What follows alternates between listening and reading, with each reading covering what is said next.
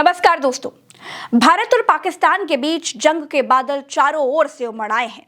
भारत में मेल मुलाकातें बहुत ज्यादा तेज हो गई हैं। पहली बार राहुल गांधी को प्रधानमंत्री कार्यालय जाते देखा गया। पहली बार भारत ने झेलम का पानी बंद कर दिया। 1999 के बाद पहली बार भारत में कल युद्ध का सायरन बजेगा। आजादी के बाद भारत ने पहला युद्ध ही 47-48 में पाकिस्तान के खिलाफ लड़ा था और इस युद्ध में भारत कश्मीर में राजा हरि सिंह की गुहार पर उतरा था। उसके बाद फिर चीन के खिलाफ 62 का युद्ध लड़ा गया, फिर पाकिस्तान से 65 की लड़ाई लड़ी गई, फिर 71 में पाकिस्तान से युद्ध लड़ा, फिर से 99 में कारगिल में पाकिस्तान से युद्ध लड़ा। यानी भारत 4 युद्ध पाकिस्तान से और 1 युद्ध चीन से लड़ा, लेकिन पाकिस्तान एक भी युद्ध भारत से जीत नहीं पाया। भारत फिर से आतंकवाद के खिलाफ छठा युद्ध लड़ने के लिए मैदान में उतरा है। अब तक जितने युद्ध हुए हैं सब जमीन के लिए हुए हैं, लेकिन ये पहला युद्ध होगा जो आतंकवाद को खत्म करने के लिए लड़ा जाने वाला है, और ये युद्ध लड़ा भी जाना चाहिए।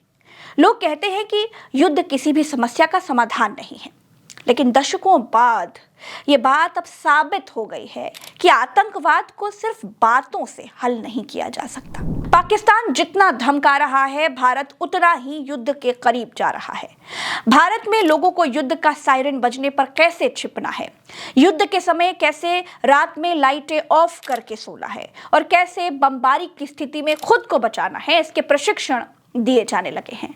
भारत में 7 मई को जम्मू कश्मीर, पंजाब, राजस्थान और हरियाणा समेत सभी राज्यों के 244 जिलों में युद्ध सुरक्षा मॉक ड्रिल का आदेश दिया गया है। दोस्तों, गृह मंत्रालय ने कहा है कि all 244 categorise civil defence town और डिस्ट्रिक्ट में इसे किया जाएगा, ताकि शत्रु के किसी भी हमले की स्थिति में लोगों को बचाया जा सके। एयर स्ट्राइक की चेतावनी देने वाले सायरन के बारे में लोगों को बताया जा सके। क्रैश ब्लैकआउट उपाय, हवाई या जमीनी हमले की स्थिति में सभी छात्रों और नागरिकों को ट्रेंड करने के बारे में बताया जा सके। सबसे बड़ी बात, एनर्जी इंफ्रास्ट्रक्चर और आर्मी से जुड़े इंफ्रास्ट्रक्चर को प्रोटेक्ट करने के बारे में आदेश जारी किए जा चुके हैं। दोस्तों, ब्लैकआउट प्रोटोकॉल फॉलो किया जाएगा। रात के समय बिजली बंद करने, क्रैश ब्लैकआउट की प्रक्रिया का अभ्यास किया जाएगा, जिससे दुश्मन की निगरानी से बचा जा सके। बिजली संयंत्रों, सरकारी कार्यालयों और सैन्य प्रतिष्ठानों जैसे महत्वपूर्ण ढांचों को छिपाने के लिए कैम्फलाइज तकनीकों का इस्तेमाल किया जाएगा। आपातकालीन स्थितियों में नागरिकों की सुरक्षित निकासी के लिए तैयार की गई योजनाओं का परीक्षण भी किया जाएगा और इंडियन एयरफोर्स की ओर से हॉटलाइन पर और रेडियो पर मिल रहे संदेशों को कैसे सुना जाएगा वो भी सिखाया जाएगा। दोस्तों, इन आदेशों को देखकर तो लगता है कि अब ये पक्का हो चला है कि भारत ने युद्ध का दृढ़ संकल्प कर लिया है।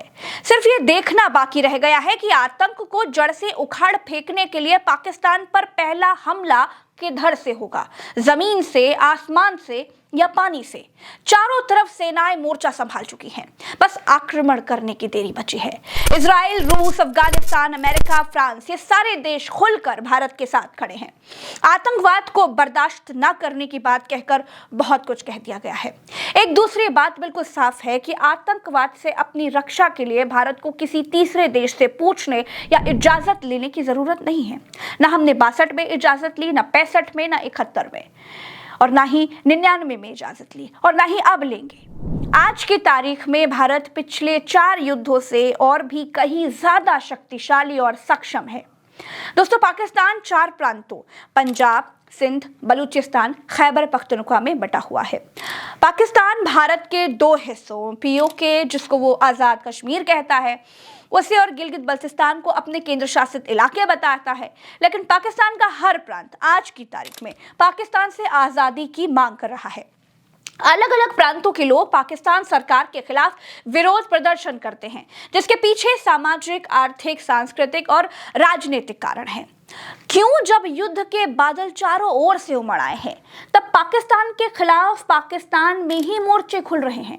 आज इसको भी समझेंगे। पाकिस्तान के हर प्रांत में अलग अलग भाषा और सांस्कृतिक पहचाने हैं। पाकिस्तान के लोग ऐसा मानते हैं कि पाकिस्तान की सरकारें पंजाबी वर्चस्व को ही आगे रखती हैं। सिंधी, बलूची और पश्तून इन समुदायों में यह भावना बड़ी प्रबल है कि उनकी सांस्कृतिक पहचान और हितों को पंजाबी प्रधान केंद्र सरकार उपेक्षित करती है।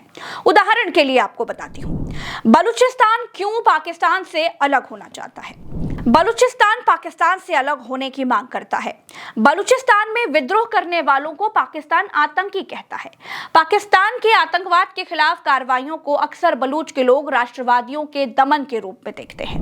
सिंध में पाकिस्तान सरकार का विरोध क्यों होता है। पाकिस्तान के सिंधी समुदायों में ये शिकायत बड़ी आम है कि पंजाबी वर्चस्व के कारण उनके संसाधनों, खासकर पानी और जमीन का दूसरे प्रांतों के लिए उपयोग किया जाता है।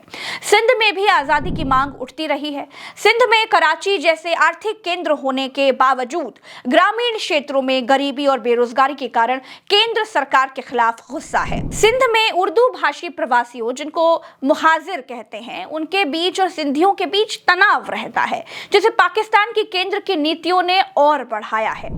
खैबर पख्तूनख्वा क्यों पाकिस्तान से अलग होना चाहता है। दोस्तों, खैबर पख्तूनख्वा का पश्तून समुदाय पाकिस्तान की केंद्र सरकार की नीतियां, आतंकवाद विरोधी अभियानों और सैन्य हस्तक्षेप को अपनी स्वायत्ता पर हमला मानता है। खैबर पख्तूनख्वा में आतंकवाद के खिलाफ लंबे युद्ध ने स्थानीय अर्थव्यवस्था को नुकसान पहुंचाया, जिसके लिए पाकिस्तान की केंद्र को जिम्मेदार ठहराया जाता है। खैबर पख्तूनख्वा में पश्तून तहफ़्फ़ुज़ मूवमेंट यानी कि PTM जैसे आंदोलन सैन्य अत्याचारों और मानवाधिकार उल्लंघन के खिलाफ आवाज उठाते हैं। खैबर पख्तूनख्वा में स्थानीय लोग सैन्य अभियानों को अपनी स्वायत्ता और जीवन पर हमला मानते हैं। गिलगित बल्तिस्तान क्यों पाकिस्तान से अलग होना चाहते हैं। दोस्तों, गिलगित बल्तिस्तान क्षेत्र के लोग संवैधानिक अस्पष्टता से नाराज हैं, क्योंकि उन्हें पूर्ण प्रांतीय दर्जा नहीं मिला है। वो स्थानीय संसाधनों पर नियंत्रण और बेहतर प्रतिनिधित्व की मांग करते हैं, क्योंकि सही मायने में गिलगित बल्तिस्तान भारत का हिस्सा है।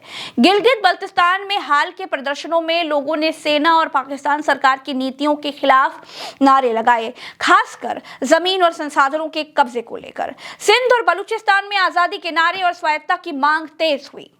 दोस्तों, पाकिस्तान के अलग अलग प्रांतों में विरोध के कारण जटिल और बहुआयामी है, जो ऐतिहासिक उपेक्षा, आर्थिक असमानता, सांस्कृतिक दमन और सैन्य हस्तक्षेप से उपजे हैं। पंजाब का कथित वर्चस्व और केंद्र सरकार की नीतियां छोटे प्रांतों में असंतोष को बढ़ावा देती हैं। बलूचिस्तान और गिलगित बल्तिस्तान जैसे क्षेत्रों में यह विरोध अलगाववादी आंदोलनों के रूप में उभरता है, जबकि सिंध और खैबर पख्तूनख्वा में यह आजादी और बेहतर प्रतिनिधित्व की मांग के रूप में देखा जाता है। हर देश के अलग अलग राज्यों में अपनी सरकार से शिकायतें होती हैं, लेकिन पाकिस्तान में ये शिकायतें अपनी ही सरकार से जंग की हद तक पहुंच जाती हैं। दोस्तों, पाकिस्तान के प्रांतों के लोग ही पाकिस्तान में विरोध दर्ज कराने के लिए बम फोड़ देते हैं। कभी मस्जिद में बम ब्लास्ट, कभी स्कूलों में बम ब्लास्ट इसके उदाहरण हैं।